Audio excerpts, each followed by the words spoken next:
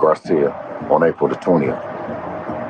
I asked one question is why would Oscar De La Hoya and Golden Boy Promotions receive $1 million in damages? What damages did they occur? For that, Devin Haney Promotions and me, we thankful to Devin Haney and stepping up and allowing us to do our job with Devin Haney Promotions and sue the entire outfit. So with that saying, the suit stands, and Hall of Fame promoter Bob Arum, I'm ashamed that you as an attorney also would advise that fighters don't sue. I mean, haven't you been sued before? Marvin Hagler, Terrence Crawford, so lawsuits are part of business. Oscar De La Hoya.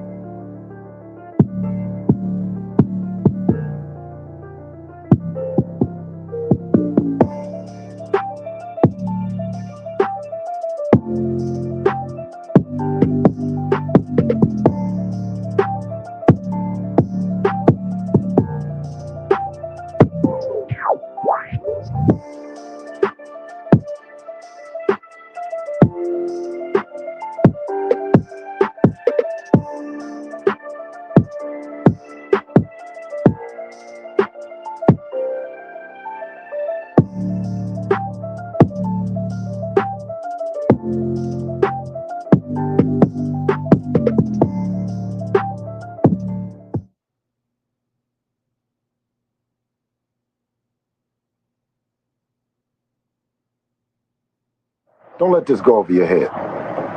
Oscar De La Hoya and Golden Boy Promotions were awarded $1 million for damages for the fight Devin Haney versus Ryan Garcia on April the 20th. I asked one question is why would Oscar De La Hoya and Golden Boy Promotions receive $1 million in damages? What damages did they occur? For that, Devin Haney Promotions and me, we thankful to Devin Haney and stepping up and allowing us to do our job with Devin Haney Promotions and sue the entire outfit. So with that saying, the suit stands, and Hall of Fame promoter Bob Arum, I'm ashamed that you as an attorney also would advise that fighters don't sue. I mean, haven't you been sued before?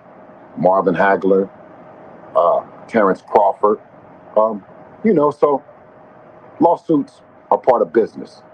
Welcome to boxing and the Devin Haney era. Yo, what's going on to the boxing fans? I just thought I'd do a little live, a quick live.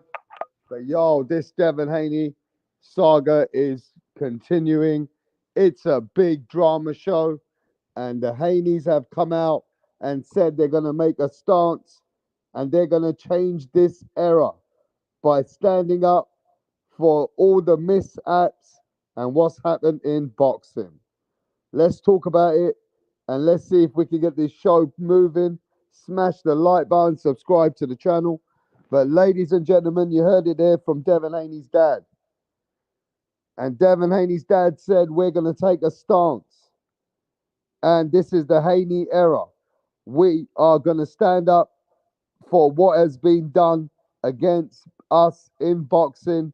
This is the first time that we are seeing a fighter sue another fighter and the promoter who put on the show. And now this is becoming a lawsuit, and this is a big drama show. So let's look at it this way.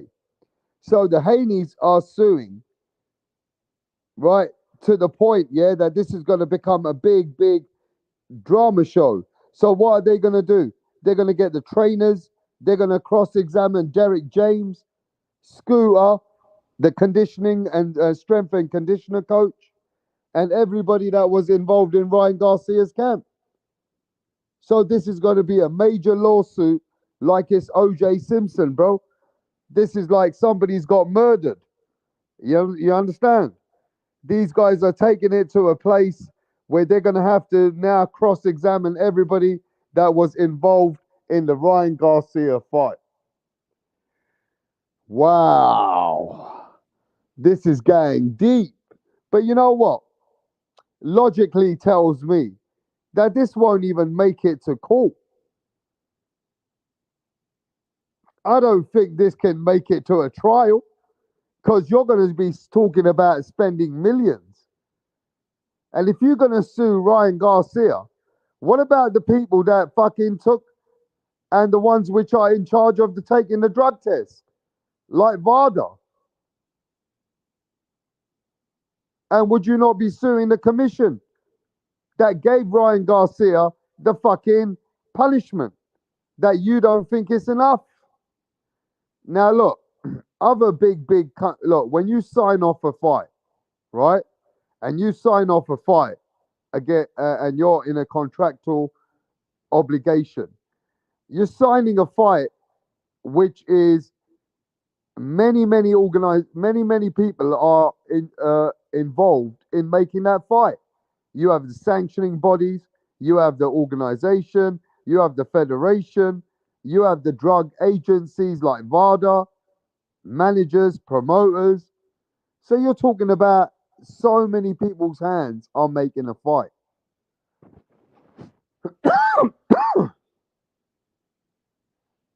You know what I mean? So many different fucking ways. So many people's hands are making a fight. So if you're going to sue Ryan Garcia, and he's suing Ryan Garcia for emotional damage, bro, I've never heard of this in my life. So now, because Ryan Garcia got in trouble taking Austrain, but he already served his punishment. He already paid a fine. But this is a personal lawsuit where the Haneys want to go and now they want to sue Ryan Garcia for emotional damage, for fraud, and many other things. So how is this going to make it to court? I'm just thinking, how's this going to be a trial, bro? I feel like the Haneys are just making a move and they're doing something, trying to make it so they can see what they can get, like behind the scenes, or you know, just to see what they can get. And you never know, they might be able to get something out of this and make an agreement behind the scenes and just take what they can get. Or are they really doing this to push for a rematch? But whatever's going on, right? Is it good? Is it bad? Is it smart? You know what I mean? Is this smart for boxing? I mean, I don't know what angle they're gonna really take, but the way it seems, they want to sue Ryan Garcia for taking PEDs, for cheating, for fraud, for not respecting the game, and making memes and trolling about taking drugs and all this kind of shit. Like, I don't even know how they're gonna get this to trial. Now they're going to have to get the strength and conditioner of what they gave Ryan Garcia behind the scenes, Derek James. They're going to have to ask Derek James, what did they... I mean, what are they trying to do? Is this a proper fucking go to trial or what? Are they going to try and get this to trial? You know what I mean? Seems a bit weird though. You know what I mean? It seems a little bit weird. But at the end of the day, whatever approach they're trying to take, they might trying to take a plea bargain behind the scenes, bruh. They may make a settlement behind the scenes if there's any kind of settlement they can get. I don't think they're going to go for a whole trial. I don't believe this will go to trial where they're going to get every single body involved in making this fight and who was involved in Ryan Garcia's camp. That's like a murder trial, bro.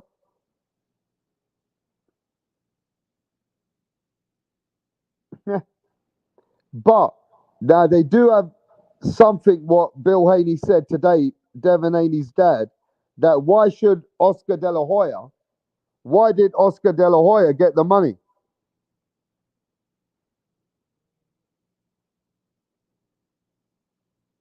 You understand? Why did Oscar De La Hoya take the money? Now, let me just say this. This will be the first time ever in boxing will we ever see a stance like this, a fighter taking the whole set to court.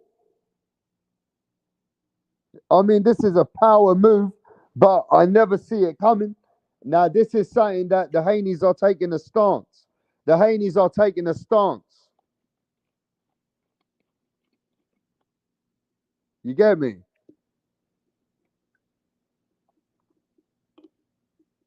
The Haneys are the first ones ever taking a stance in this kind of manner, in this particular kind of case.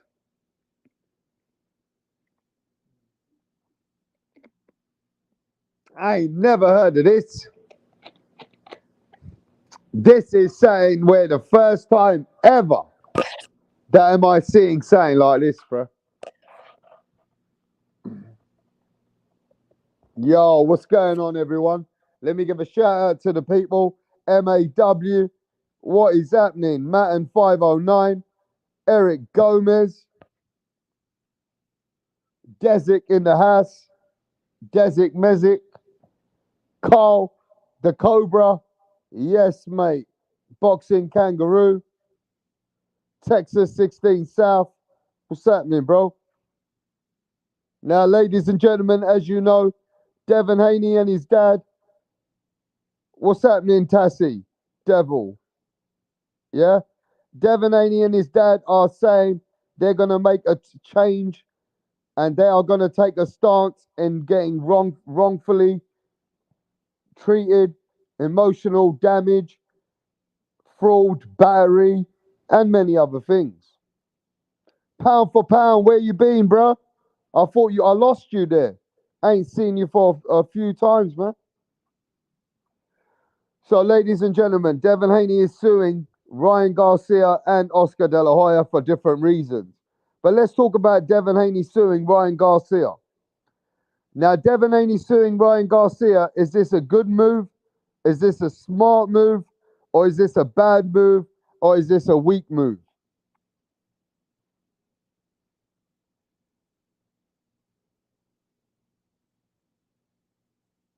Is this a good move or is this a bad move? Answer that question, bro. Is this a good move? Is this a bad move? Wow. Eric says it's weak. The boxing kangaroo says it's weak. They are setting up the wrong stance and a bad for the sport, says Matten. Wow. This is a bad move. I mean, look, this is the first time, right? This is piss weak. Hannibal, what's going on, bro? This is the first time a boxer and his team, his dad, they are suing the whole fucking outfit. They're suing Ryan Garcia and the whole outfit. So they're trying to bring this to trial, like the O.J. Simpson case. This is like they want to bring it to the murder trial. You understand? They want to bring the trainers, the strength conditioners, the coach, the nutritionists, and everybody that was involved in this fight with Ryan Garcia has to stand trial. This will be the first time I ever see something like this. They're going to ask Scooter, remember Scooter, the guy that was giving Ryan Garcia stuff in the last days to cut weight. They're going to have to get him over there, Scooter.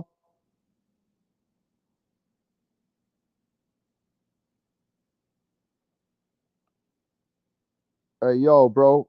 My man says that my volume is bad. And it seems like that the volume is pretty low, mate. I'm really sorry the mic is fucked up. I must have dropped my phone a couple of times in the last few weeks. I might have to get a new phone, bro. This is a couple of times I've heard this week that the volume is low. You know what I mean? It seems like the volume ain't as loud as normally it is. You know what I'm saying? But I hope you guys can hear me anyway. So, yeah, generally, right? At the end of the day, this is the first time ever that we are seeing a fighter take a stance after the fight's happened and become a no contest. At the end of the day, you got to remember this is roughly where the Haneys are.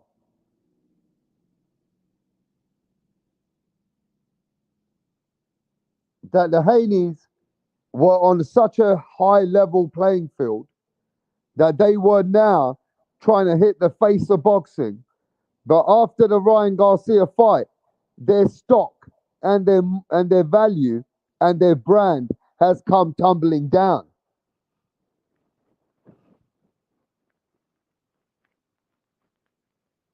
Do you understand that? That Haney's value has come tumbling down after the Ryan Garcia fight.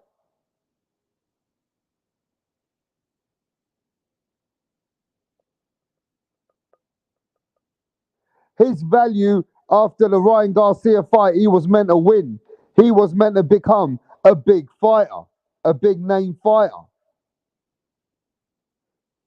Now, his value is no longer what it was.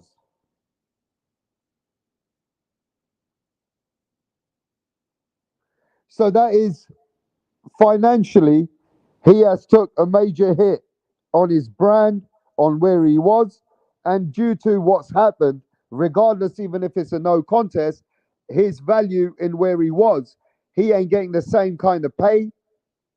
It's fucked up his situation, so he be suing for financial damages.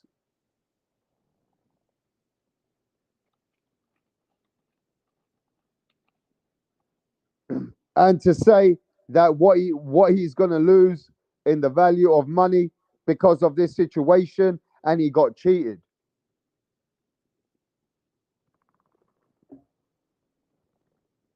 Now, as far as his emotional damage, right? Emotionally, what he's suing him for emotional damage, those things have to elaborate in court.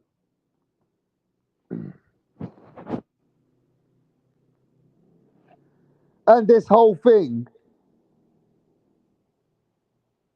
has to be put out as a case. Now, something tells me that Devin Haney and his dad are not going to go to sue Ryan Garcia and Oscar De La Hoya without getting the best attorneys and the best attorneys to represent them.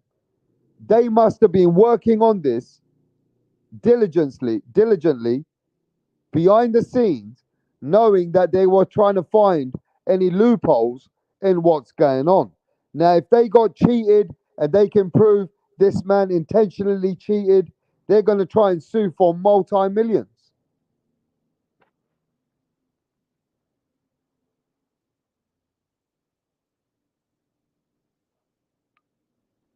So at this point, it just seems to me to take this kind of case to trial,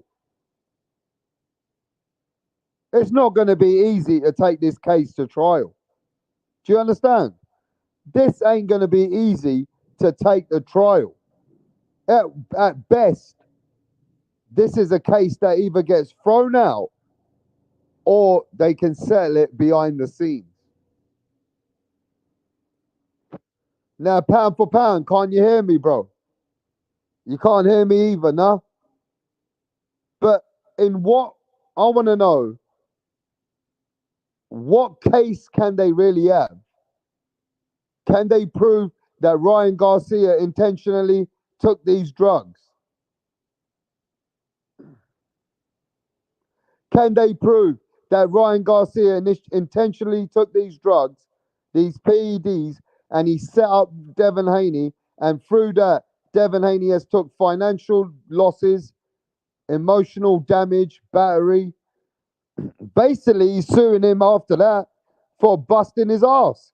So Devin Haney basically is saying that the man cheated and whooped my ass.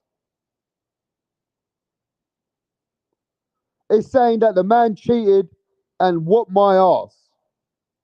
So I'm going to sue him for that because he didn't cheat me. He beat me up. And for that, I have taken financial, emotional, battery, and damages, which I have lost my market value and what my worth is because of the way that the outcome came of the fight. Wow. That's crazy. But I've never heard of this in my life. I never thought when you sign a fight and no matter what happens in the fight, yeah, I thought after the federation, the, the sanctioning bodies, the people in charge of the drugs, testing and all that, I thought it was after those people give out the fine, give out the punishment and stuff like that, I thought it was always over. And it lies down onto those companies that deal with the situation.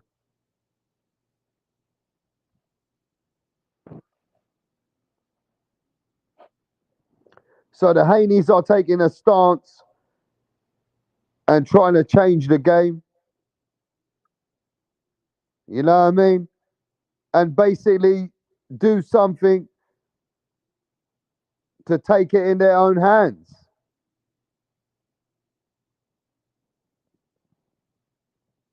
You know what I mean?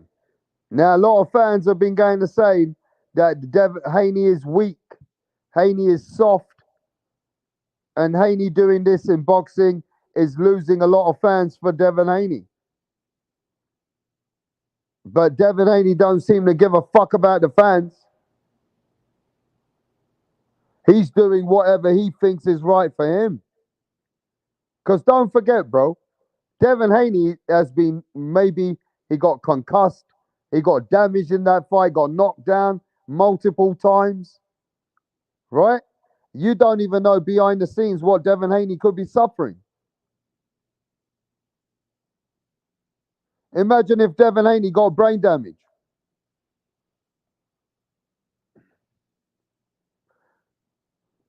I'm just saying. You get me? And don't forget, yeah, his reputation is tarnished. His reputation is gone. A lot of people now look at Devin Haney different.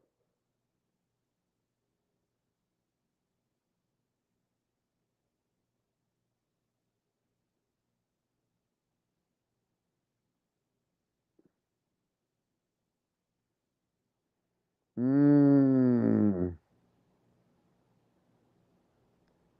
See, the problem here is Haney's reputation is gone down.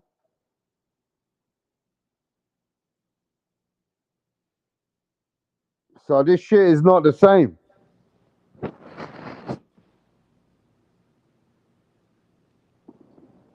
Wow.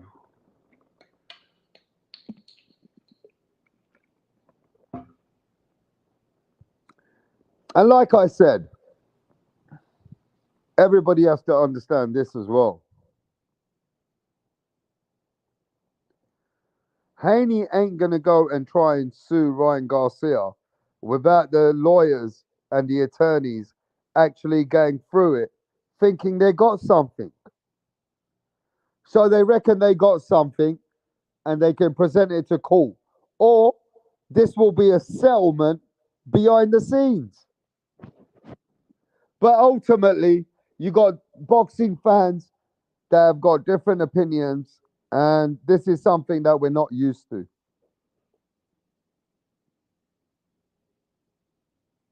Because ultimately, if you really want your get back, fans want, if you want to get a get back, get Ryan Garcia back in the ring and beat his ass.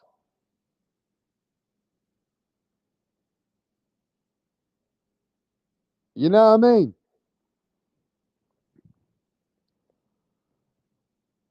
It's a crazy situation though, because can you imagine if Devin Haney is doing all this and he sues Ryan and he wants a fucking rematch?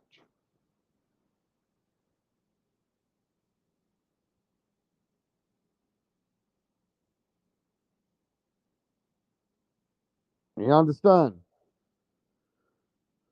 Hey, would you give Devin Haney a rematch if he was trying to do all this and then he wants a rematch? Would you give Devin Haney a rematch if he tried to do all this to you and sue you, take your money, fuck you up? Would you still give him a rematch? Answer that question, bro.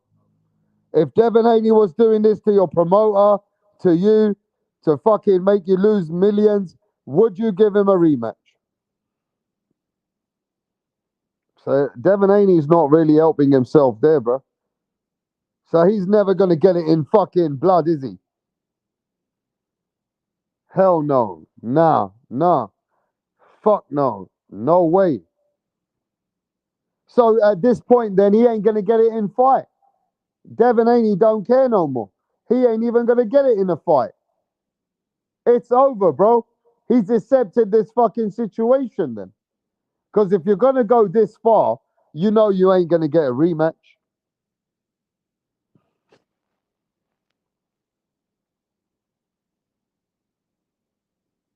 Then that's it, then, isn't it, bro? He's already fucking up the rematch. Because if he really wants, yeah, he could just play smart and get Ryan Garcia back in the ring.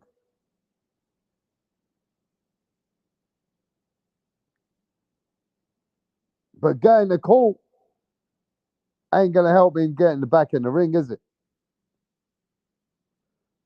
It ain't gonna help him get it back in the ring though. So Devin really is now taking a whole different approach and taking Ryan Garcia to court for emotional damage, battery, fraud, liar, intentionally cheating. You know what I mean? The whole outfit. Wow.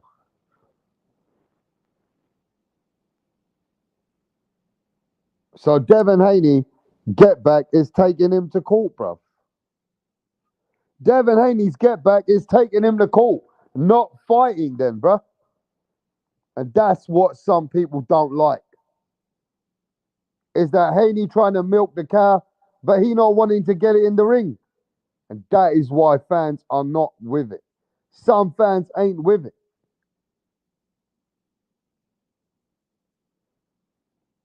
But hey, everything's going happens in boxing, so this is something new.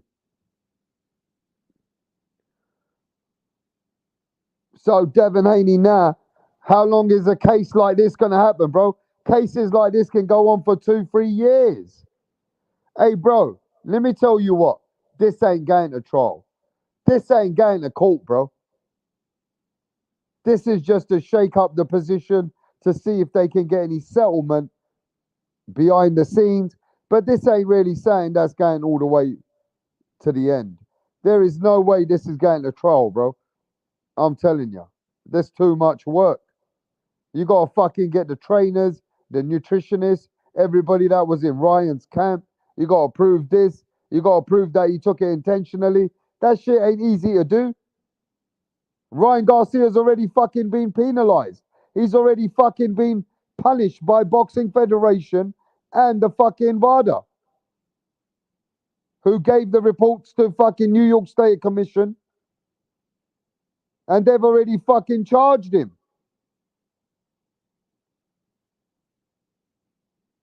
So where is Haney's exact case? Boxing is a sport when you sign your name. Now, them saying that Ryan Garcia came in heavy in fight. Well, they took the extra money for Ryan Garcia to come in extra weight, 3.2 pounds. They took the fucking money. So they can't fight against that. They can't prove Ryan Garcia intentionally took this fucking drug.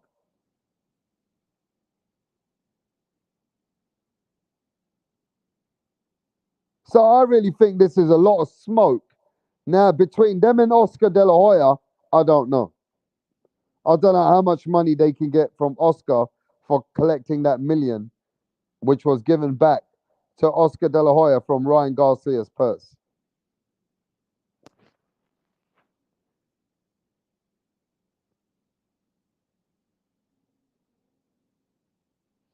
Now, I will say this though. Every fighter that goes in, like Desic says, with Ryan will want Olympic drug testing. Fair enough. But every fighter that goes in with Devin Haney would want to sign in that contract that you cannot sue me after the fight. Whatever happens in the fight, it's done.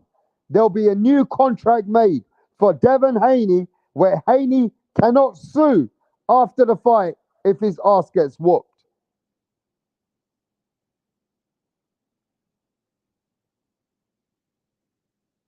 You understand?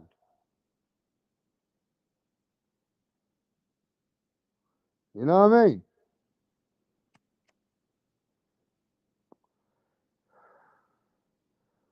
If I fight Devin Haney, bro, I will put on that contract. Devin, you cannot sue me after the fight is over. Whatever takes place, whether there's anything happens, you cannot sue.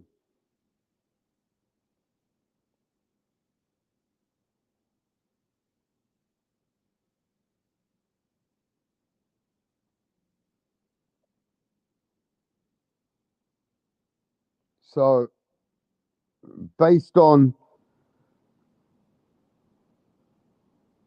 this is a bad situation.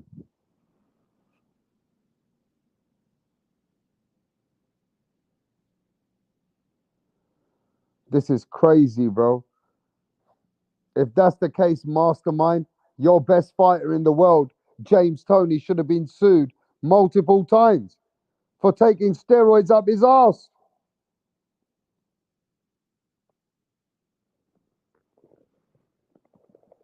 No one's gonna want to face Devin Haney in the ring, bro, unless he signs that document that he ain't gonna sue them.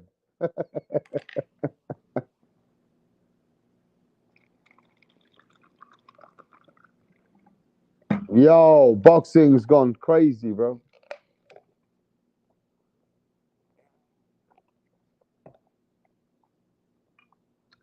Yeah, John Ruiz should have sued James Toney, bro.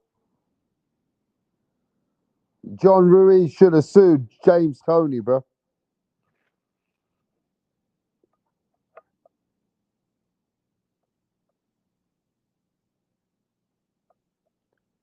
But like I said, right, at the end of the day, this ain't a case that's gonna be easy to take a trial, bro.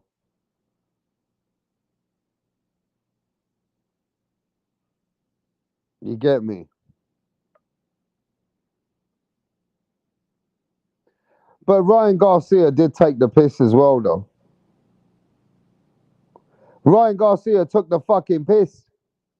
He started acting like a fucking like he don't give a fuck, and he got no respect for nobody. You know what I mean? He was making memes, laughing about the steroids. He was just drinking beer, laughing at everyone, taking the whole fucking boxing for a joke. So Ryan Garcia was saying a lot of dumb shit, and that's what might come back to bite him.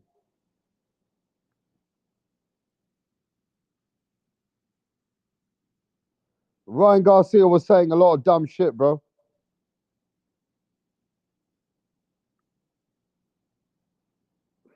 You know what I mean? Saying that I would take any kind of steroids, blah, blah, blah, blah, blah. Had no respect for nobody.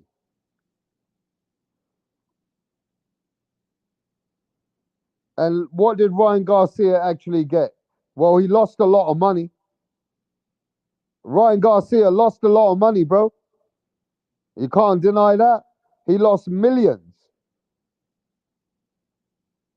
And Ryan Garcia got banned for a year. Let me ask you this. Was Ryan Garcia's punishment enough? Yes or no?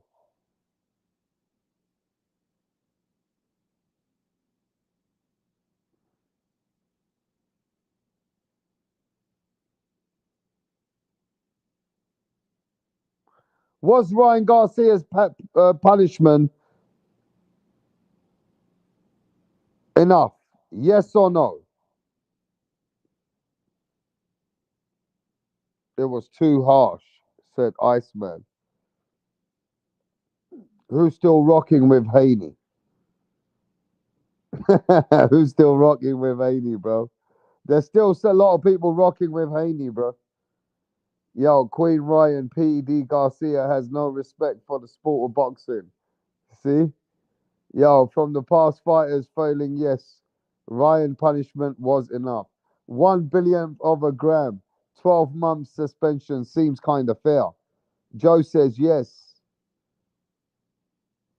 Telekind Sports Media says the lawsuit will not be successful. Rap star MC Ren was sued for rape. Name the names. Dirty is dirty. Devon got diddied. Mastermind still rocks with Haney. Yo, Mastermind, is Devin Haney still your favorite fighter and the best in the world? And is he the chosen one? Mastermind, is Devin Haney still your best favorite fighter? Answer the question, bruh. Hey, Mastermind. Carl, I want to hear from Mastermind, bro. Devin Haney was his best favorite fighter ever. You understand? It ain't about the race. It's the side you on. It's about a cheater, Ryan Garcia, who's to know that reasons for ban on PEDs. Chappelle says it's Haney over here. It's Haney team. Haney. Hey, here comes Mastermind to tell the world. People are cursing you out, bro. Talk to them, bro. Devin Haney is the greatest champion since David Reed. What, even after doing this and not fighting in the ring and not getting his get back in the ring, like He James should never Tony. he should never get in the ring again after what happened to him against All Ryan. right, talk about this. Devin Haney should never get in the ring, said Mastermind, ever again You after see what people have done to him. And why do you think they done that to Devin Haney? you Why? seen you seen what they did to his head. You seen his head was bobblehead all over the ring. The boy got severe brain damage. Oh Did my you see God. his nose? His nose, he got swole up. He don't need to fight no more. He made enough money. Did you see his car, his chains? He should sue Ryan Garcia for everything he got. He took something from him, and it's called a motherfucking O.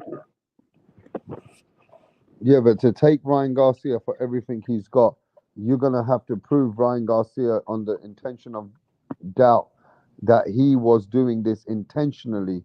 You're gonna have to get Derek James, cross-examine Derek James, Scooter, his coach and conditioner Scooter, and all these other people that were involved. Yo, Carl, is Devin Haney gonna be able to sue Ryan Garcia? I don't know, rap. It's all soft as fucking. I don't know. He's like a 3 day old prawn, this cunt. Mm. Soft as butter. Get over it. Fucking crazy. We're the sport of boxing, bro. How can you sue for battery when you sign a contract to a fucking boxing match, bro? I guess you know what it could do. It could sue him, like in a domestic violence fucking. It could put a DV case on him and say that he was hit by his fucking husband.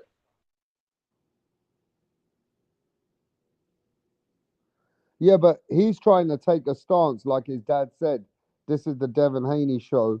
We are going to now stand there to make an example out of people who have cheated the sport, manipulated the sport. And, you saw what it was: battery, emotional damage, fraud. Ryan Garcia hasn't helped himself, Cole. He has acted like a dick. He has acted like he don't give a fuck about nobody in the sport. Yeah, So, he's off his fucking head. We all know that. We all know he's a unit. but you That's know nothing what? If new. Ryan Garcia goes bankrupt tomorrow, Devin Haney won't be able to get a penny from him. That's right. That's right. Why do y'all root for Ryan? He needs to get fucked up. I don't root for Ryan, but it's soft, He mastermind. needs It's to soft, bro. no, I don't give a fuck. I'm just saying whatever the fuck him, whatever hurt him. I mean, whatever hurt him. I mean, if he want to cheat, why would I give a fuck about him getting sued? I'm not going. Oh, why he getting sued? Well, why the fuck you cheating? If you ain't never cheat, motherfucker, you wouldn't get sued. There's consequences to your actions. Y'all want to make excuses for a dumb motherfucker. Don't do the shit. Ain't no What you excuse. got to say about that, Cole? Oh, it's boxing at the end of the day, bro. He's not the first one to test positive, and he won't be the What last. the fuck is you making excuses for motherfuckers cheating for?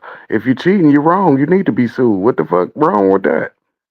What the Well, who fuck? else has been sued? Who else has been sued?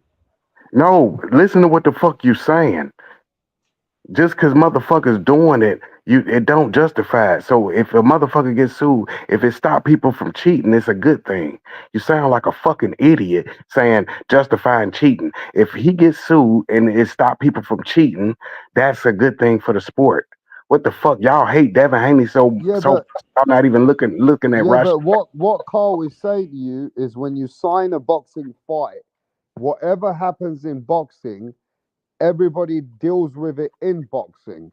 Like No, that Ryan Garcia. Wait. Ryan Garcia got punished, just like James Toney, your favorite fighter.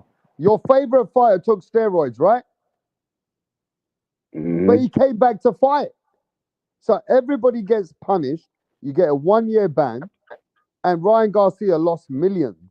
They punished And him. They lose took his more money. million, let him get They fucked up. punished Ryan Garcia and they took his money.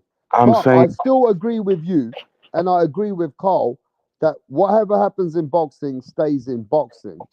But I understand where you're coming from. But Ryan Garcia cheated Devin Haney. If Devin Haney wants to sue him, then he's suing a cheat. yeah. And if it was Devin Haney doing that shit, that's But what the you fuck know y'all. what boxing fans are like, Carl?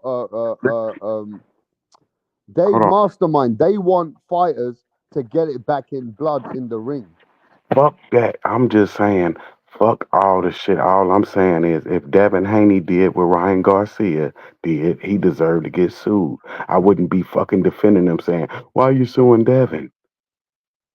You broke the rules. You made it. This what happens when you come in overweight and then you pop dirty. I'm not gonna Yeah, defend but a mother. James Toney took steroids and came Well, back why to didn't he fight after fucking six turn months. up to the Jay, fight the hold debate? on. Why you keep naming James Tony like so what? So he was wrong too. So you naming him like that was make it Because right. I know that's your You proving favorite my point. fighter. If you But keep your naming, favorite fighter only did 6 months. so I'm saying what the fuck is if he was Your wrong, he was favorite wrong. fighter took I'm steroids and saying, only got done for 6 months. so I'm saying if wrong is wrong, it need to be worser. You don't need Thank to you. make the penalties Thank you. lesser. Just because another you proving my point. If you saying that motherfucker was cheating, he need to get the same shit. You don't need to say, well, he got off. Well, we were slaves back then. Well, Well, show me in the NISAC report. Show me where in the NISAC report, where in the decision, where it stated where he was banned for authoring. He was banned for a separate rule for not reporting supplements to the athletic commission, which is a separate rule violation. Get your facts straight. The truth will come to light. for that then. Now I'm Fuck. going to go some Pernell Whitaker highlights. You guys have a nice day. Yeah, Token Esports Media signing out. let Anyway, so it looks like what we're saying here is that Devin Haney is doing this guy in the fight. He got punished in boxing, but Haney is now suing him for emotional damage, battery. You know what battery is? Barry is that when you take physical, mental, emotional damage.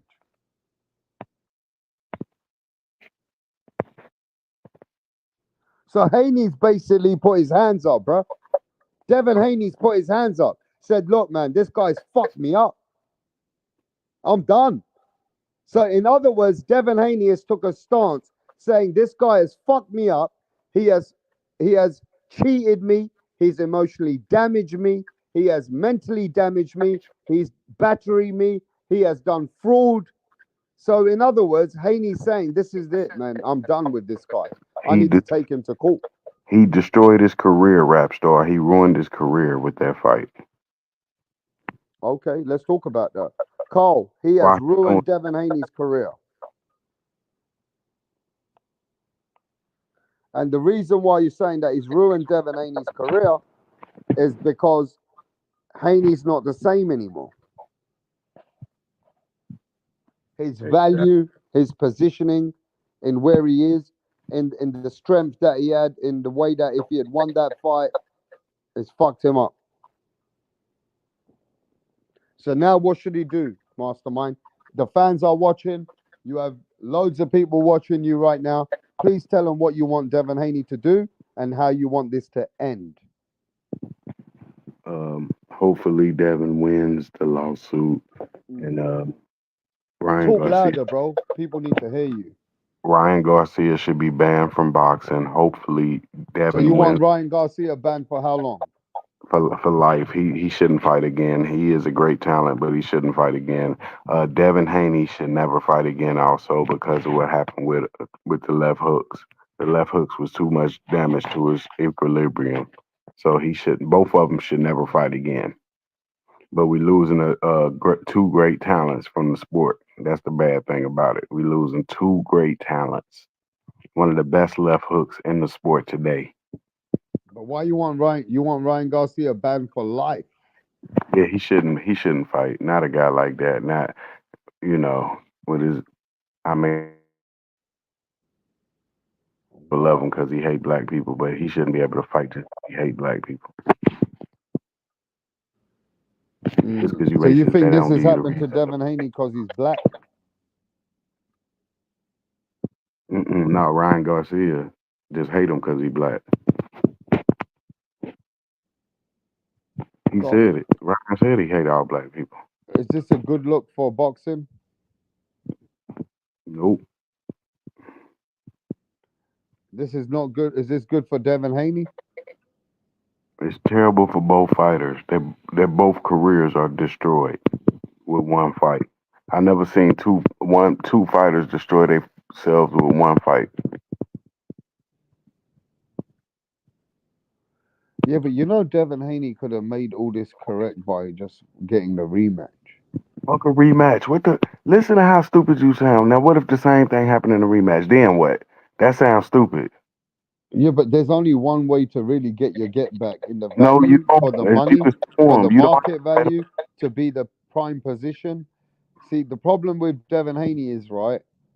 If he takes this stance, he's going to be inactive for a long time.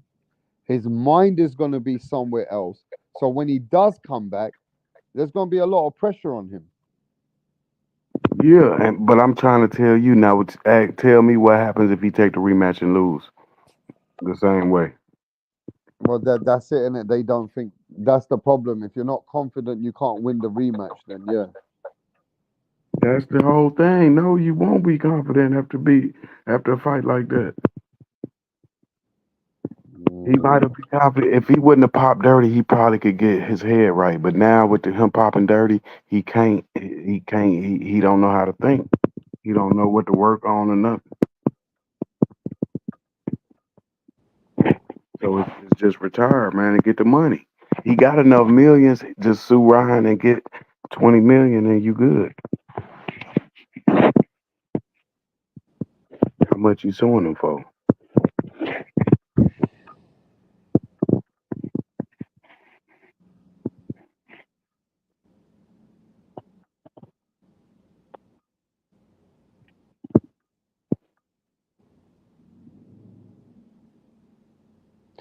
I don't know, man. I mean, it's a bit confusing.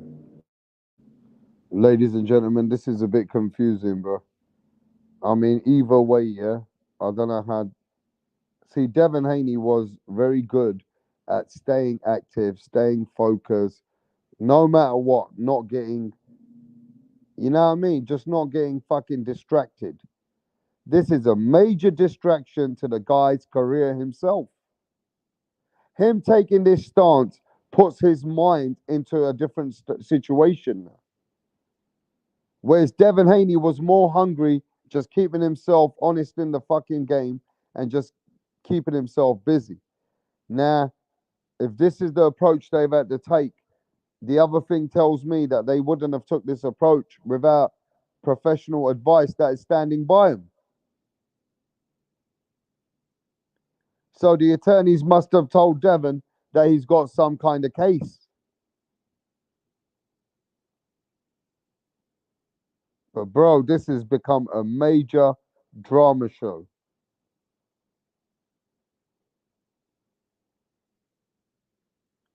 This has become a major drama show, man. From a boxing fight down to becoming a fight that got no contest, suspended. Devin Haney got suspended as well. And now going to court. This is a proper Netflix fucking. This is Netflix. I'm telling you. This is something else. From a boxing fight to this. So what you know, Ryan Garcia was trolling though. Wow. Who would have ever thought this was going to be happening? But ultimately, I just don't know how this goes to court. This ain't going to be easy to take to court or trial. It's a total shit show, but people love a good train wreck. Yeah, yo, it's a lot of gossip. A lot, yo, this is what people are talking about now. It's definitely giving boxing shit to talk about. Mm. At the end of the day, says Iceman, the day ends. Ryan didn't get banned for using PEDs. It was be thrown out of court. It'll be well. We'll see. Haney's made all that noise to get it thrown out of court. Oh my gosh!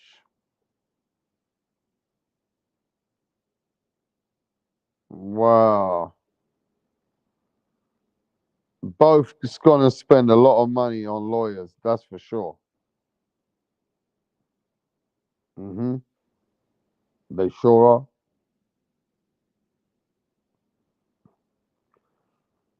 People missing the facts that Ryan cheated. Yep. And Ryan paid the price as well, though, Chappelle. I know it's not the price that you wanted him to pay, but he still paid the price.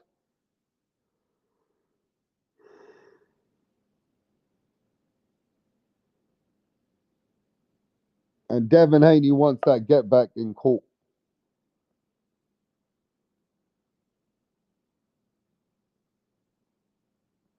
And Devin Haney wants that get back in court.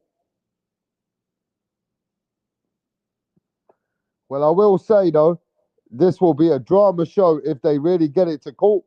Can you imagine getting Derek James, Ryan Garcia's coach, conditioner, everybody that was in the Ryan Garcia camp come to court one by one?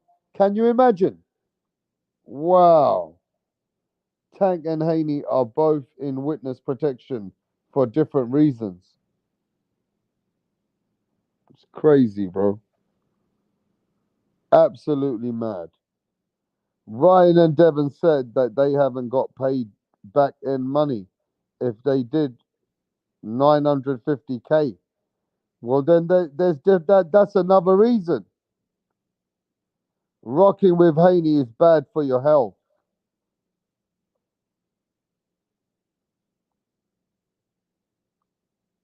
Abel don't like the Haneys now. Huh?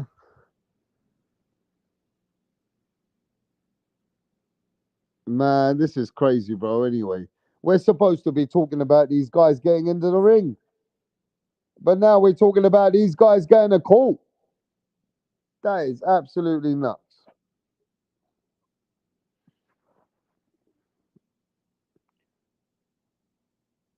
Hmm. Tank was right. The test took so long. It should have come out Tuesday, not night of Canelo Munguia. Hmm. Tank B hidden is there a dropping names. Haney is there for dropping names.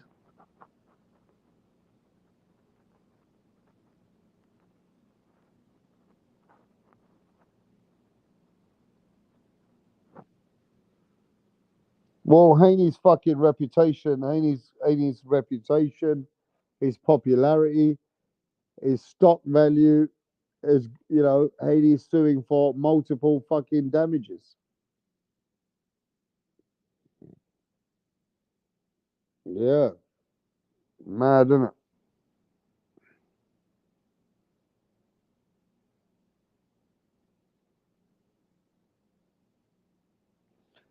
But bruh, I don't know. At the end of the day, I figured boxing, anything can happen, but I never thought this would be happening. You know what I mean?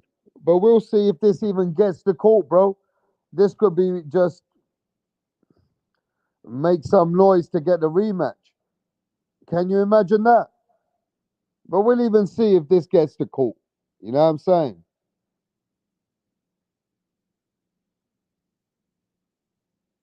Yo, what's happening, bro? Basilio, what's happening?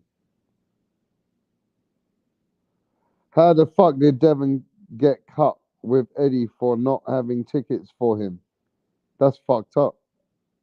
I know, right? That was fucked up, to be honest.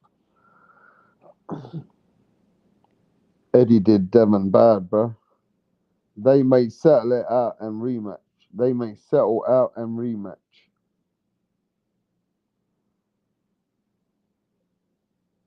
Yes, yes.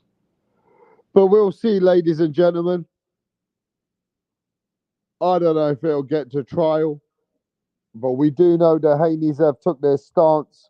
The Haneys are taking their stance, and they want to sue Ryan Garcia for every penny that he's got. For every penny Ryan Garcia's worth, the Haneys want to sue him. You know what I mean?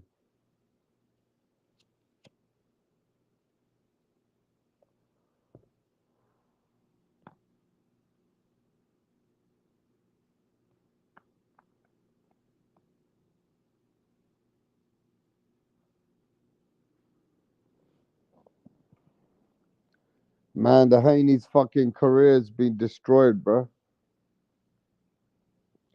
Ryan Garcia fucked up Devin Haney's career. Ryan Garcia messed up Devin Haney's momentum. Ryan Garcia messed up Devin Haney's whole fucking, you know what I mean? His plan. Wow, the Tank Davis versus Devin Haney, that's dead. That's totally dead now, bro. They were going in with that every day. Now the fans don't even talk about that anymore. Devin Haney's took a big hit. He now no longer has got the fan support. And it's crazy. A lot of fans are leaving the Haneys. And now Devin Haney is suing Ryan Garcia for damages, emotional damage, and everything else. You know what I mean? And this guy says, "What rap? Why do you like Devin Haney so much?" Man, what makes you say I like Devin Haney? I'm just explaining to you what's fucking going on, bro. You want the fucking live or not? You want the facts or not, bro? What you want me to do? Curse out Devin Haney for you? I'm explaining to you the fucking old picture. You want to know or do you not want to know? I'm not one of those hating kind of channels who's gonna sit there and just fucking hate on everyone, bro. You need to go to other channels for that. You know what I'm saying? I've been cooking and I've just been explaining everything. What the Haneys are doing. You know? I'm here to talk the talk.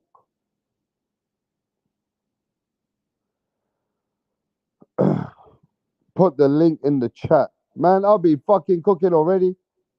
And now you're telling me put the link in, Basilio.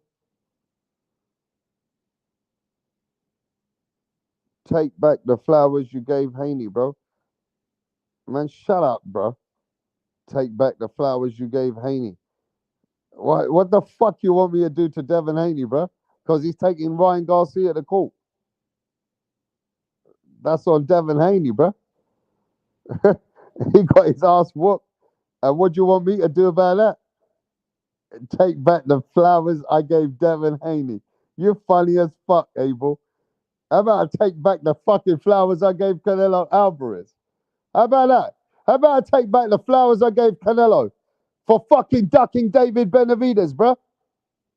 How about that? Huh? How about I fucking take back the fucking flowers that I've been giving Canelo for many fucking years? Take back the flowers I gave him. Fuck you. Take back the flowers. The fuck you think this is?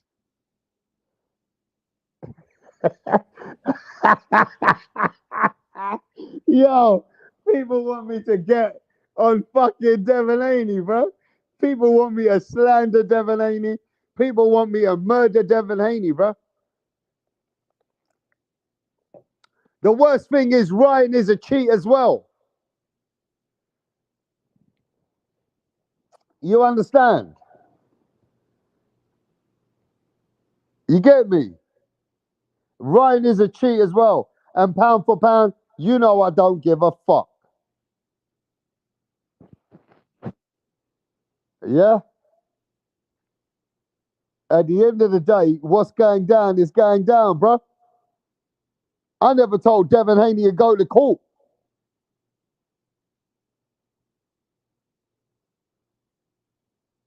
You understand? But Ryan Garcia act like a fucking idiot as well. Acting so stupid most of the time. Talking about dumb shit. That might come back to get him now.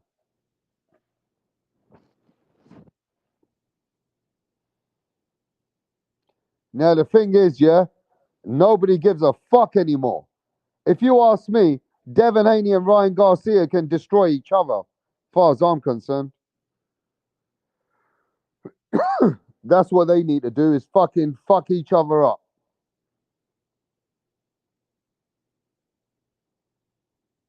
Ryan Garcia has fucked up Devin Haney's career, so Devin Haney's trying to fuck up Ryan Garcia financially. Devin Haney's career has been fucked up by Ryan Garcia. Now Devin Haney's going after Ryan Garcia financially.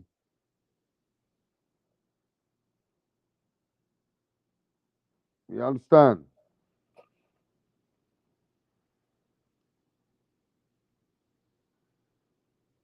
But I'll tell you this though, after all this drama show, can you imagine the rematch?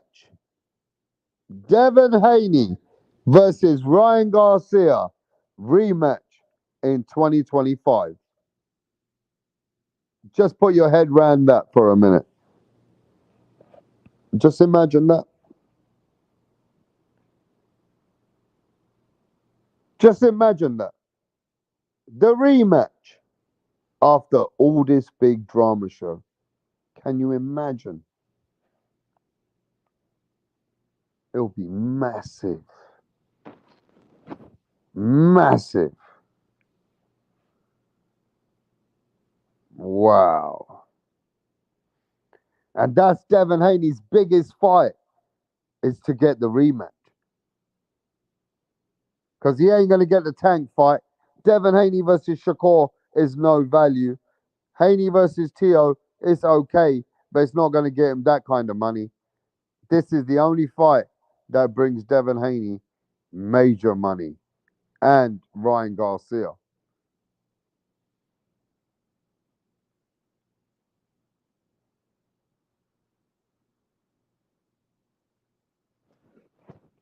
So, ladies and gentlemen, yes, this could be playing out right now. But like I said earlier, I don't think Devin Haney can take this substantially all the way to court. I believe there could be some out of court settlement. I don't see how they can take this to trial. Boxing is a very complicated sport. When you sign off, you sign off. There's many other organizations which are in charge of the whole event. So it'd be very hard to sue the whole outfit. And I believe this will just be noise to be made into a rematch that I believe they can make, which will be massive. A rematch could be massive. That's the only fight that Devin Haney can make multi-millions if he's really after that money.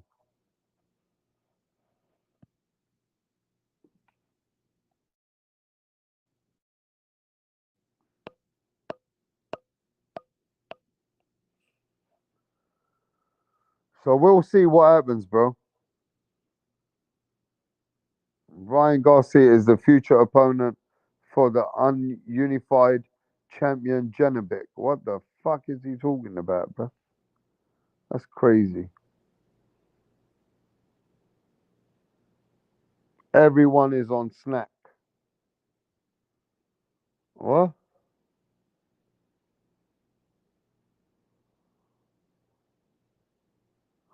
Haney on steroids too. He just knows when they go test because of Victor Conte.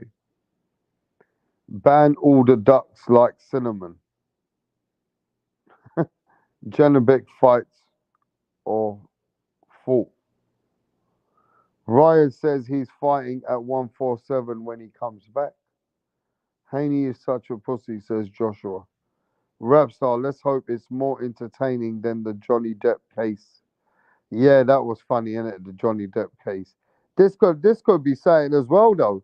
Hey, I wouldn't mind this game where it goes. We'll be watching so many things that we never seen before.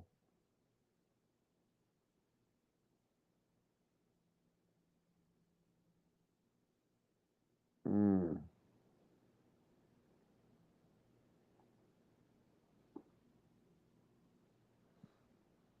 I ain't never seen this before in my life.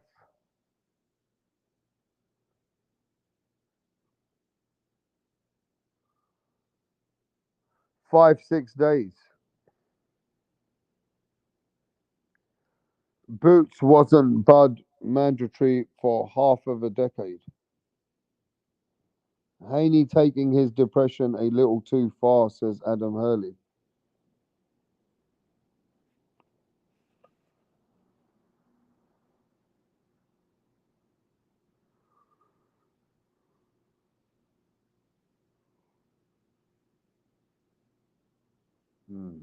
Haney is butthurt.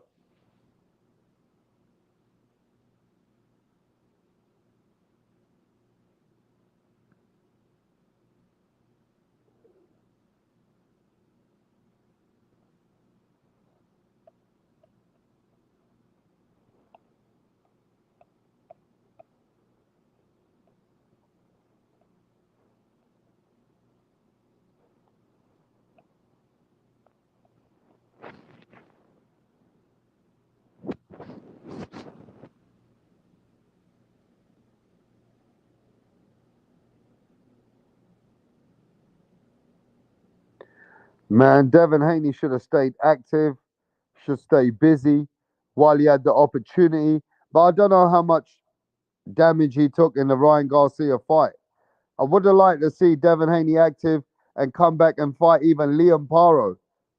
Liam Paro, Australian world champion that just beat Subriel Matias. Devin Haney versus Liam Paro. You know what I mean? That would have been good.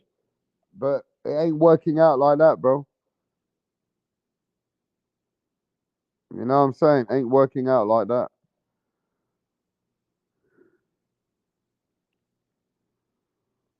So maybe Devin Haney, he just ain't ready to fight right now, bro. You know what I mean? But it's crazy, man, where this fucking is going. You know what I mean? This is crazy where this is going. I think people are going to be very scared to fight, or even when they do fight Devin Haney. I just feel like, look at he's suing Top Rank. He came at Golden Boy. He came at Oscar De La Hoya. He's having problems with Eddie Hearn. Don't know, bro. What's going on with the Haneys?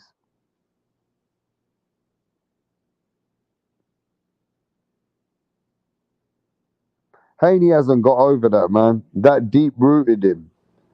That fucking fight with Ryan Garcia has really damaged him, bro. Or maybe don't even know it might have finished his career.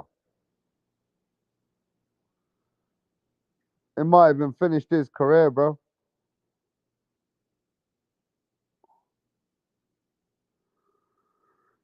Yeah.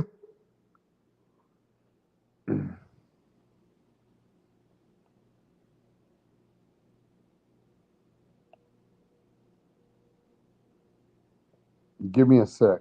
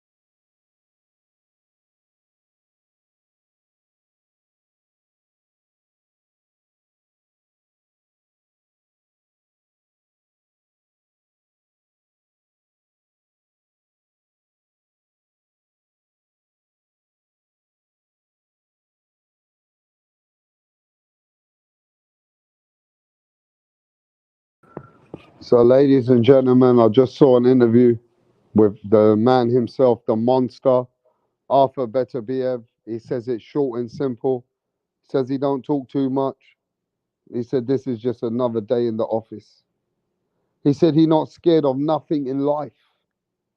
Arthur Beterbiev says Bivol's just another fucking day in the office. He don't look at him like anybody else does, and he's ready for the day that's coming soon. So the biggest fight in boxing, ladies and gentlemen, and Arthur Beterbiev says he don't give a fuck because he don't look at it like Bivol's that good. For him, it just is another day in the office.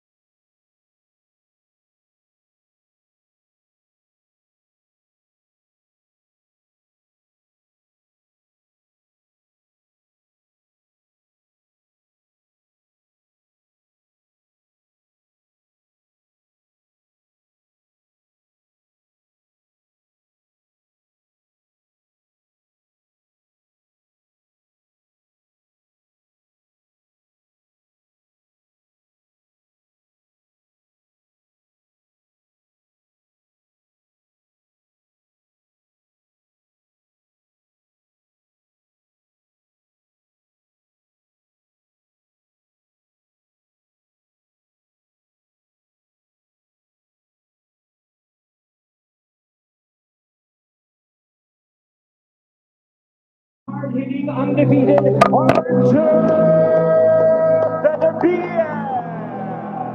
once a man reaches, I guess your 20s is when you're in your prime, like physical prime. So like maybe, and then with athletes, they can kick it into the deep end of the 30s. Like you could be an elite athlete. Like there's this guy Artur Beterbiev just knocked out Joe Smith Jr. for the light heavyweight title. This guy's a fucking animal. He's 18-0 with 18 knockouts. He's the only world champion that's in boxing today that has a 100% knockout ratio for every fight he's ever been in. He's from Chechnya. This dude is fucking terrifying. Terrifying, because Joe Smith Jr. is an animal. I mean, he's this big, power-punching light heavyweight, and Beterbiev fucked him up in 2 rounds. What was the point? High school. Oh, What, West Virginia? it is? Of course, because of football. Oh my god. Maybe, but yeah. Oh my God, I want to know what the oldest person in Texas that played football is. Now I remember my point. Beterbiev is like 38.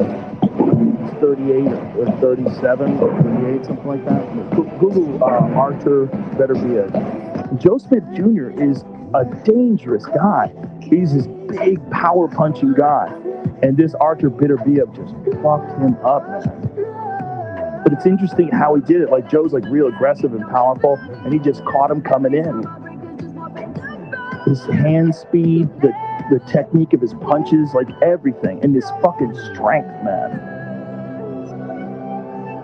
Dude, all those people from that part of the world, those are some stout fucking people. Yeah, and this guy is Hamzat Chimaev. He's another guy from Chechnya, and he's an elite guy in the UFC. Like, there it is. They stopped the fight there. Wow. And this guy does that to everybody. He's 18-0 with 18 knockouts. So everybody he's fought gets fucked up like this. Does he know a special place to hit the head? Because it looks like he hit him in the back of the head. Maybe he has like a secret. No. You hit him on the temple. Brian's kung fu. It's not kung Maybe fu, it's right bro. there is what I was thinking. No. He's fucking him up with the uppercut right there. Yeah, that was the uppercut that really did it in. But it's like everything. Every punch that he throws is dangerous. He's an interesting guy because, like, he's a power punching boxer. Like, his boxing skill is excellent, but he's such a power puncher.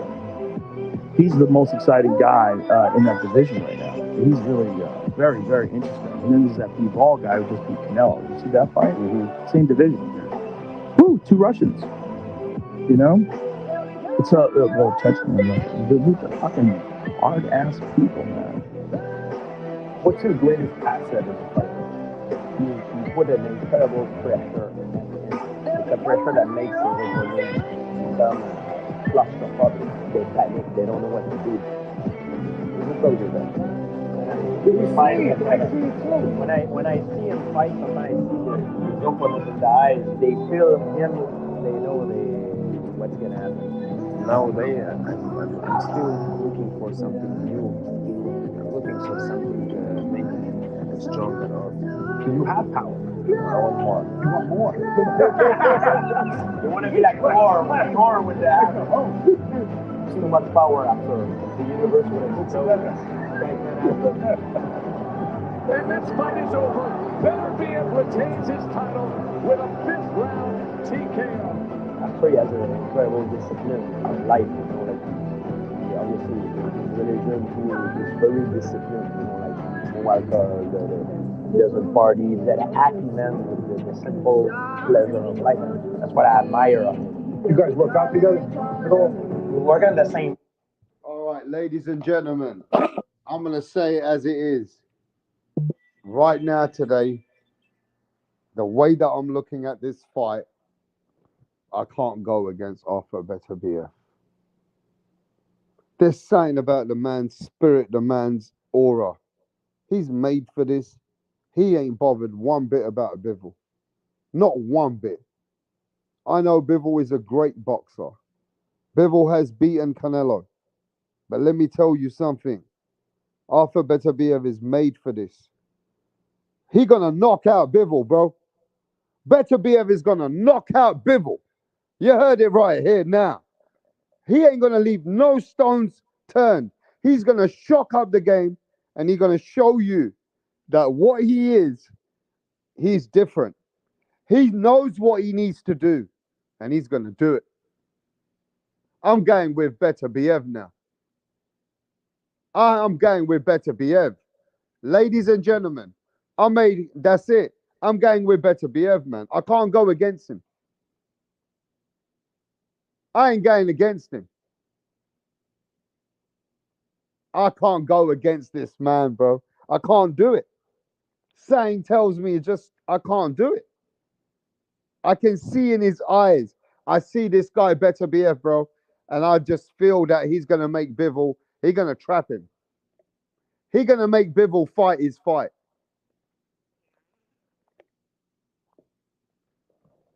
Ladies and gentlemen, today I am with Beterbiev.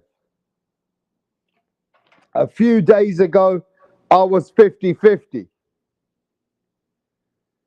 And I still believe this guy's got it something that nobody can deal with. He will listen. He only needs 1 minute out of those whole 12 rounds. He just needs 1 minute. Bivol needs all 36 minutes.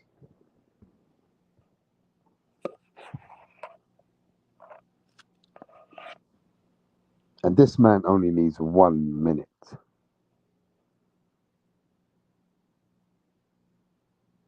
We'll see though. I don't know, man. They're saying about Beterbiev, bro.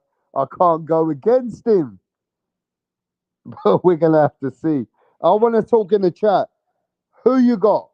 Beterbiev or you got Bivol? I want to feel out the chat. Just give me the name. Bivol or Beterbiev? Rap Star's going with Beterbiev today. Give me names. Bivol or Beterbiev?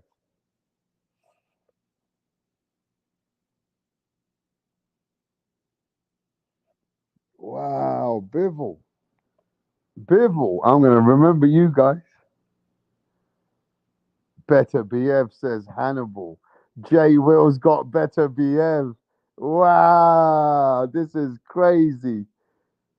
Let's go. Beterbiev is flat footed. That's all he needs is 1 minute. Trust me. And he ain't that flat footed. He can set traps. He's smart. Wow.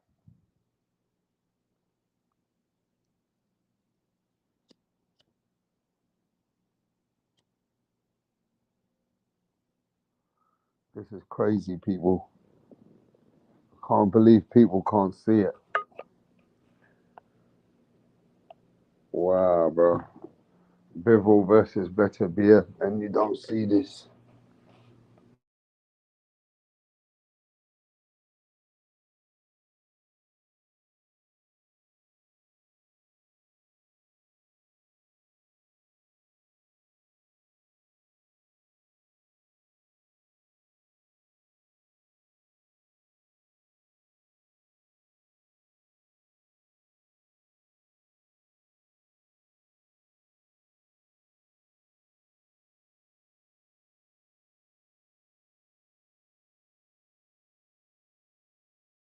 light heavyweight championship. This long-anticipated clash between two undefeated champions. Bluetooth connected. Excitement. Originally scheduled for earlier in the year, the bout was postponed due to Peter Biev suffering a knee. On October 12th, the boxing world will witness a showdown as Artur Beterbiev and Dmitry Bivol collide for the undisputed light heavyweight championship. This long-anticipated clash between two undefeated champions has fans naturally buzzing with excitement.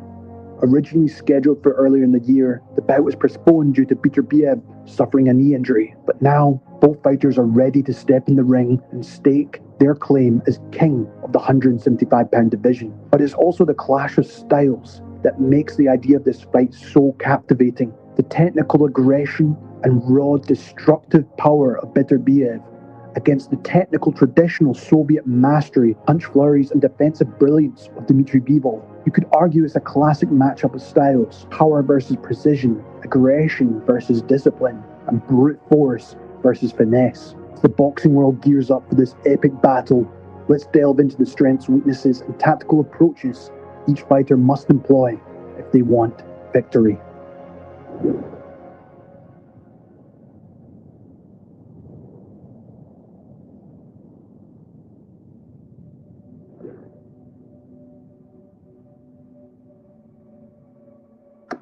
I'm not the hardest puncher, I'm not the speediest fighter, quickest fighter, but I have something which helps me to be winner. I don't know. I'm just one of the best, and I believe that my team helps me. I believe that I have the best coach which helps me. Maybe from this, maybe because I believe in my skills. I don't know why I'm one of the best. First up, let's talk about the WBA champion, Dmitry Bivol. The Russian has grown in massive popularity over the last 3 years, particularly after his dominating performance over Canelo Alvarez, who, at the time, was seen as unbeatable due to his run of form. While his seemingly perfect Soviet school style of boxing has made fans and purists fall in love with his unique style, not so commonly seen.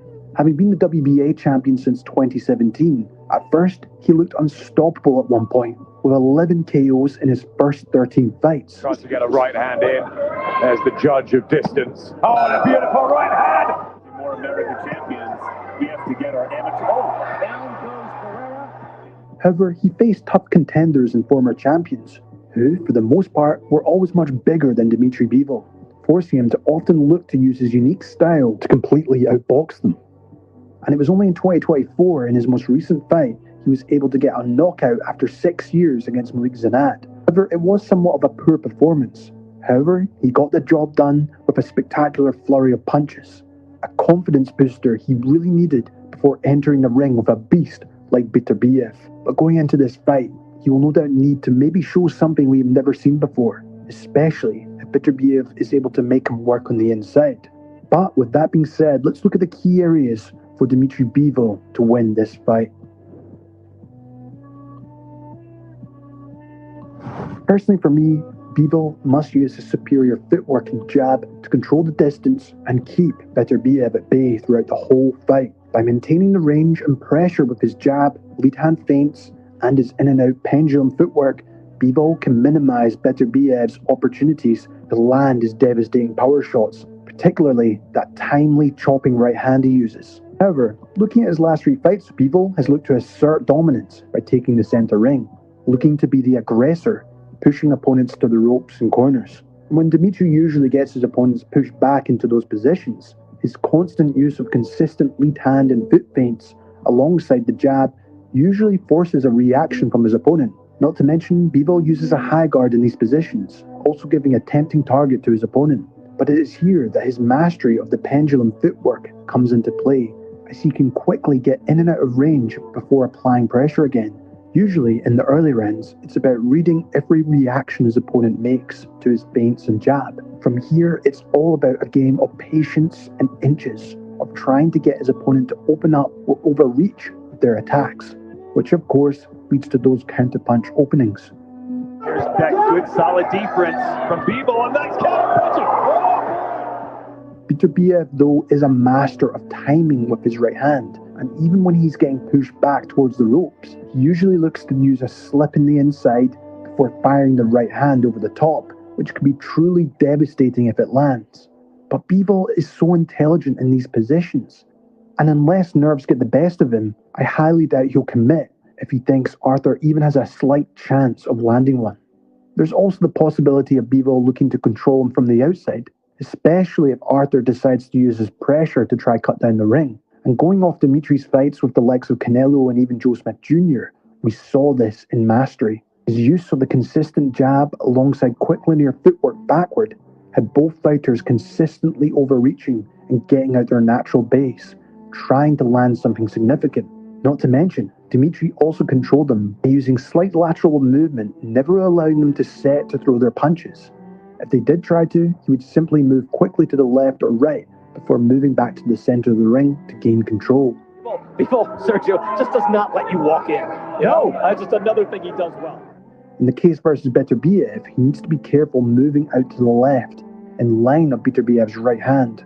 But he also can't be too predictable as well. And just like with the Canelo fight, a tight high guard will be required if he's backed up and trying to move either left or right. Once doing so, controlling the range again with the jab will be absolutely essential. It's also important to note that Dmitry Bivol is one of boxing's best defensive fighters, with his opponents just landing 6 punches per round, only connecting 13% of their total punches.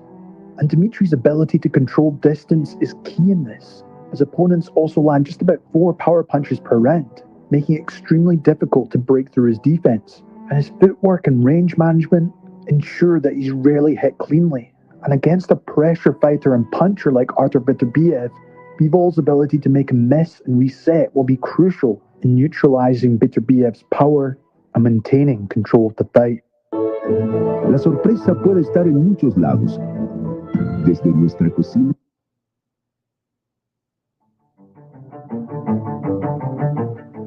While it's also important to talk about Dimitri's jab, as this is a weapon that defines his style and is arguably the best in the sport today. With a 53% accuracy rate, and with him having the average highest landed jab per round at 8.8, it's no wonder opponents struggle against him. But it's not just a stat, it's a tactical asset that allows Bivol to control fights against the division's best.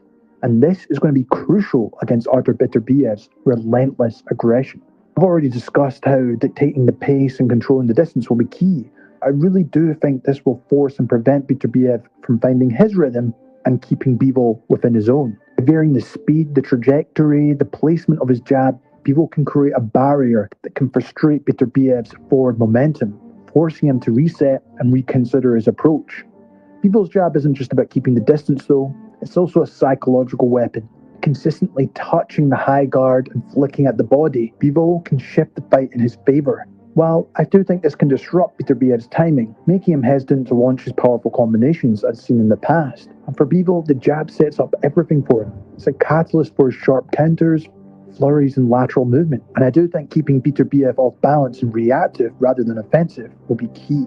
Moreover, Bivol's jab is highly versatile. He uses it to probe to find openings, but also to create angles, quickly moving out before going in the attack. And this dynamic movement will be essential in preventing Beterbiev from cutting off the ring and trapping him along the ropes where he is so dangerous. By constantly moving and jabbing, Bivol can keep the fight in the center of the ring, where he has the advantage in speed and footwork. If he can establish the lead, creating frustration for Beterbiev with the jab, who relies on breaking his opponent down as the fight progresses, it can serve as a defensive barrier, forcing Beterbiev to reach and potentially overcommit with his punches, given the opportunities for Bivol to counter. Use the jab. Keep Beterbiev mid and long range. His strength is his short and mid-range, remember, Beterbiev. That's where he gets his best shots off. So keep him at distance. Dimitri can maintain that sharpness and consistency with his jab throughout. It could be key in neutralizing Beterbiev's power and exchanges up close, but into a long-range technical chess match rather than a brawl. Ultimately though, Bivol's jab will be the most valuable tool, keeping Beterbiev at bay and setting the terms of engagement. If Bivol's able to control him with this, you could see him getting a points victory with this punch alone.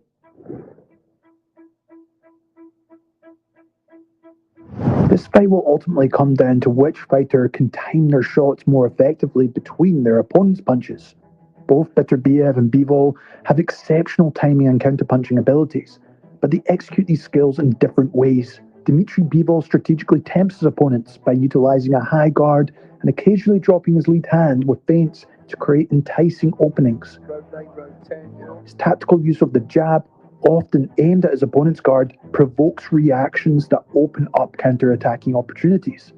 And Bivol's exceptional pendulum footwork allows him to dart in and out of range swiftly, enabling him to counter with a big shot or unleash a rapid flurry that puts his opponent on the back foot again. And this strategy could frustrate Beterbiev early, forcing mistakes as Bivol's movement and pressure disrupts Arthur's rhythm. If Bivol can maintain his defensive discipline, he can exploit these moments to land decisive blows, potentially building a commanding lead in the early rounds. However, Bivol must stay defensively responsible when committing to these openings. Beterbiev is relentless and will keep marching forward if he doesn't respect his power, looking to counter the counters. And despite Beterbiev's relentless approach, his aggressive style often leaves gaps in his guard and his overall defense. While Beterbiev doesn't possess the fastest jab, it carries significant power, but it can also create openings for counters over the top with the right hand. Winning any rounds, but Chris Madison is not. Landing to the body and winning. While Bivol excels at exploiting these moments by rolling the punch or using footwork to evade before responding with his own counter combination. Max, as we get ready for Sergey Kovalev, is considerably more prominent light heavyweight Gennady Golovkin, an athlete and just junior basement.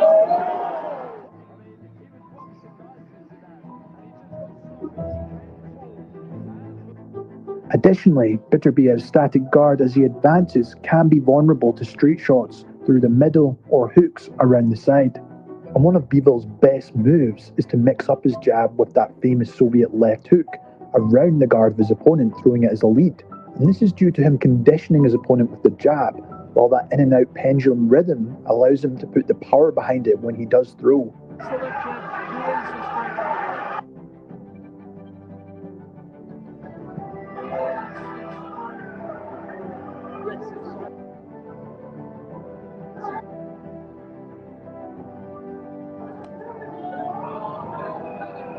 If Dmitry nails down his timing, rhythm, and counters in this fight, no doubt he can continuously land on Beterbiev.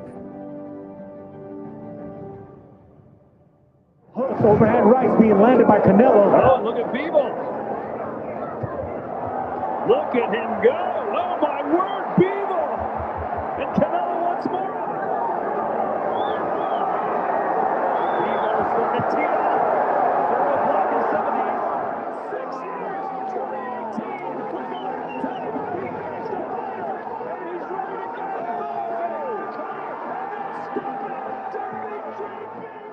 When I grow up, I want to.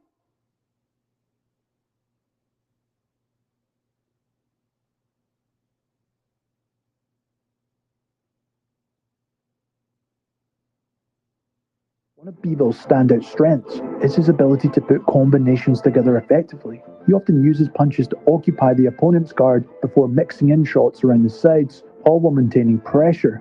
And Bivol's combinations have the potential to force opponents into a defensive shell, moving them off their mark or prompting ill-timed counters, allowing Bivol to land something significant. Against Beterbiev, however, Bivol needs to pick his moments to throw the combinations wisely. Beterbiev tends to cover up or move back when faced with sustained attacks, using lateral movement to regain control of the center ring, usually with a quick L step to the right before moving forward again. But I think continuously pressurizing Beterbiev with combinations could be key to keeping him on the defensive. And we've seen in the past Beterbiev open up when faced with adversity, only to get caught out himself. But Bivol must avoid becoming reckless, as Arthur is dangerous when catching opponents between their punches, which I'll discuss soon. I also think Beterbiev's willingness to press forward, often in straight lines with a high guard, makes him susceptible to well-timed combinations that split his defense. With Bivol's flurries, jab, and quick counters, combined with his lateral movement, could force Beterbiev to reset and create opportunities for Bivol to maintain control of the pace of the fight, keeping Arthur from finding his own rhythm. He's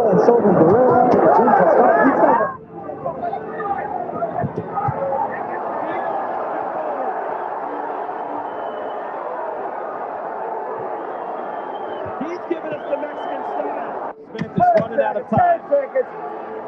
He really burns a lot of gas in the 11th. And now Bivol has him hurt. Hard right hand. Smith has given it down. Bivol on the attack, but it's over. Wow. What a way to finish.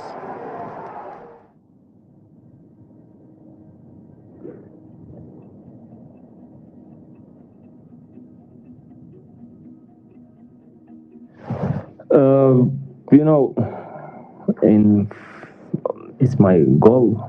I want to another belt, fourth belt. Yes, of course, it's exciting. It's everything. We'll see. What would being the undisputed champion of the world mean to you? It's mean when you do some job, you have done good. What does mean for you? It's the same. It's goal. Is that the ultimate dream in boxing for you? Yeah, undisputed. Yeah. Talk to me about Dimitri, a slick boxer. He moves very well. We'd probably say not as powerful as you, not able to cut off the ring quite as well, but an excellent boxer. How do you expect the fight to go? He's a good boxer, I know something about him, but I don't tell you. Interesting. Now for Artur Beterbiev, he enters this fight as the only current world champion in boxing, with 100% knockout rate, an extraordinary feat at this level. Despite turning professional later than most, Beterbiev quickly adapted to the pro ranks, thanks to his highly decorated amateur career, which included multiple world and European championships, though he did fall short twice at the Olympic campaigns. You could argue his style was perfect for the professionals. Beterbiev's style is a unique blend of technical precision and relentless aggression, which has helped him collect 3 light heavyweight titles in destructive fashion. His reputation extends beyond the ring. He's known for breaking down not only opponents, but sparring partners as well. His trainer even likened his power to that of George Foreman. I sparred with him a few times, and that's by far the worst thing I've ever experienced in life. I've been hit by a car once when I was young, and that's how I feel like sparring with him. I'm just being honest. I don't see nobody at 75 beating him. People can say what they want about he's this, he's that. It's easy to say till you get in the ring and you get hit between those guys. Special because he's able to generate power. He don't need a big space. He can knock you out. If you remember a knockout like George Foreman with Michael Moore, boom. And heading into this fight, it's clear that Beterbiev is the bigger puncher, and many believe that his raw power could be the deciding factor. However, there are lingering doubts. At 39 years old, there's a question on whether father's time will catch up to him, especially with his history of injuries, including the knee injury that postponed the original fight date. We've also seen Beterbiev hurt and even dropped in past fights, but he always presses forward, forcing his opponents to fight on his terms before delivering the knockout blow or giving the ref no choice but to stop any further damage. While Dimitri Bivol presents his toughest challenge yet due to his style and success so far, but if anyone can defy the odds and silence the doubters, it's Artur Beterbiev. And now let's dive into the key areas where Beterbiev can win this fight.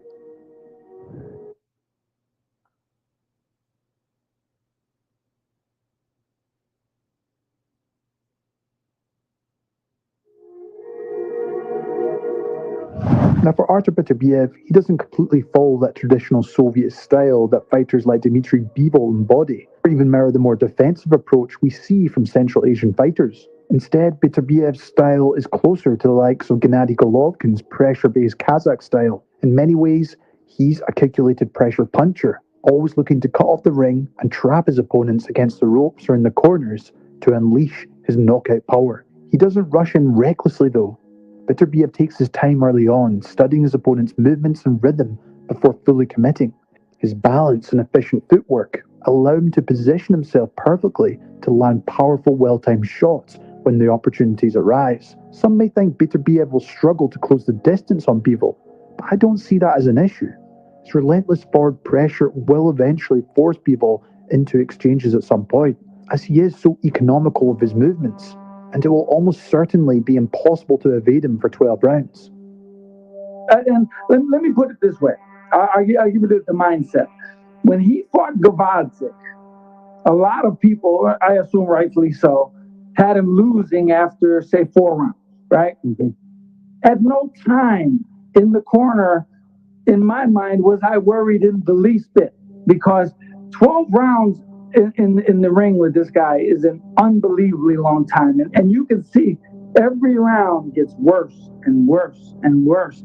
It's clear, though, that Beterbiev's strategy will revolve around applying this pressure by cutting off the ring and trapping Bivol in tight spaces as the fight progresses. The challenge is that Bivol has proven time and again that he can continue boxing from the outside for the full 12 rounds if necessary, as seen against the relentless pressure of Joe Smith Jr. and Canelo Alvarez. However, Beterbiev brings something different. His ability to anticipate lateral movement and step to the side instead of simply marching forward allows him to trap opponents more effectively. Beterbiev should focus on cutting off Bivol's escape routes as well, by anticipating his lateral movement by stepping to his side rather than directly forward while throwing his right hand. And this will be key against someone as mobile and defensively sharp as Bivol, who does intelligently get behind his jab when moving left to get out of range quickly. Beterbiev also needs to intercept Bivol's escape to his right too, and I think looking to time his brilliant left hook will be crucial to make him even more cautious. Good goal for the challenger, the man in black with a swap. And that's what he shouldn't be doing there, just leaning with that right hand. Yard with his back to the ropes, having a bit of success here towards the end of the third round.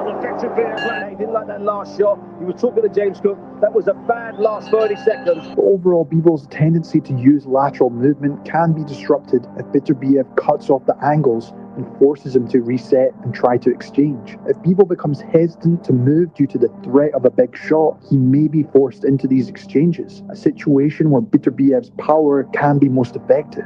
Even if it looks like Bivol is outworking him, his relentless pressure and ability to withstand counters will make it difficult for Bivol to maintain control over the course of the fight. While Beterbiev is struggling to close the distance, he does sometimes look to use that forward shift technique, which, once again, is used to quickly close the gap and cause panic for his opponent on the back foot. While doing this shift also is an easier way to maintaining balance while continuing his attack as he marches forward. Maybe he'll just be able to catch Bivol off guard with this move.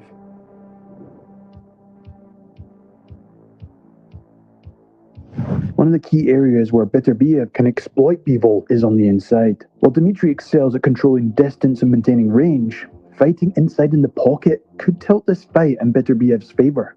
When Beterbiev smells blood, his aggression is unrivaled, proven by his 100% knockout ratio, while his mauling truly begins once his opponent starts to slow down from the accumulated damage. And for someone who moves as well as Bivol, it may be critical to eventually get him in these positions. We know that his strength lies in his ability to maintain the distance and outbox his opponents with his footwork and jab. However, Arthur's calculated pressure is designed to break this control, as I just discussed. Once he gets inside Bivol's range, the danger does multiply. Beterbiev's over right hand is one of the most devastating weapons, not to mention his thudding right hand to the body really gets opponents out of their rhythm. Not to mention he can throw this at close and mid-range. Didn't do any work, though, on the inside that time. Tries to come over the top with that power that he's known for with the right hand. Right hand will come from many angles, clubbing, sometimes overhand. Joe, that straight right from Beterbiev to the solar plex of Voltic was a heavy shot. And I know Voltic still feels it. And you see the effects right now, Drake. And even if it's blocked, the clubbing power is enough to shake up his opponents. And against Bivol, who will most likely try to avoid these inside exchanges, Beterbiev will need to make every moment on the inside count. He is adept at subtly controlling his opponents with short, brutal shots. And with many of his opponents in the past resorted to clinching or going to a high guard when they feel his power up close, Arthur is excellent at pivoting out to different angles, using lots of framing with his forearms to create openings for his short punches. While I also think he's great at mixing up body-to-head combinations and vice versa in these positions, with brutal hooks to the body followed by uppercuts and hooks upstairs. Bivol, who does excel with his high guard defense and lateral movement, will need to be mindful of Beterbiev's ability to switch levels with these combinations. Otherwise, it could be a short night. For me, it's the framing with his lead hand and forearms that create that space to throw the powerful inside shots, a tool that he could use to disrupt Bivol attempts to control the clinch. Wouldn't be surprised if Bivol's movement and defense see him avoid the pocket early on, but he's one of the hardest fighters to keep off for 12 rounds, and he will get to you eventually. And his ability to smother, maul, and throw combinations at varying angles will be his path in breaking down Bivol, in my opinion, who in my opinion is yet to face an opponent with that ruthless close-range power while mauling you on the inside. And Beterbiev doesn't believe that Boltic is a better champion. He goes down!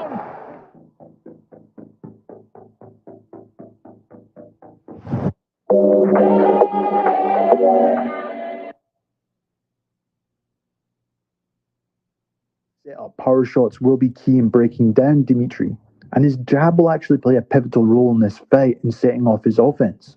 Beterbiev has a different approach to Bivol in terms of using the jab. His jab is a weapon in itself. It does help him to control the range, but he also throws it with power, catching opponents off guard with it. And it's a combination of force and unpredictability. Out of his mouth. He took this fight on short notice. Personally against Bivol, he uses lateral movement and a high guard to avoid damage. This jab will be crucial in disrupting the rhythm and setting up Beterbiev's heavier shots, particularly targeting Bivol's body consistently. While Arthur is famous for splitting through high guard defenses with a powerful corkscrew jab. Well, I think one of Beterbiev's biggest advantages is his ability to follow up his jab with devastating power punches. Personally, I think it will force Bivol to defend and react accordingly, as Arthur is smart in switching to light probing shots to heavy concussive blows in an instant. And I think that's the way to go for Beterbiev, mixing in the lighter probing shots with sudden bursts of power. So that might be the only way for his opponent to constantly have indecision on whether they should go on the offensive or allow Beterbiev to push them back. That will be the name of the game for Beterbiev, pressuring Bivol into exchanges. As much as Bivol is dangerous with his combination punching, Beterbiev is willing to trade in these exchanges. And if you get caught, it could be lights out. Now, I've obviously talked about how Beterbiev's pressure, fighting on the inside, and setting up his shots will be crucial, but I also think his timing and counterpunching will be just as important as Bivol's strategy. Beterbiev is actually a very good counterpuncher, as he likes to punch in between his opponent's shots, adding another layer of danger in his arsenal. But unlike traditional counterpunchers who rely on slipping and ducking, Arthur actually prefers to stay in the pocket, using his high guard or subtle movements to absorb or deflect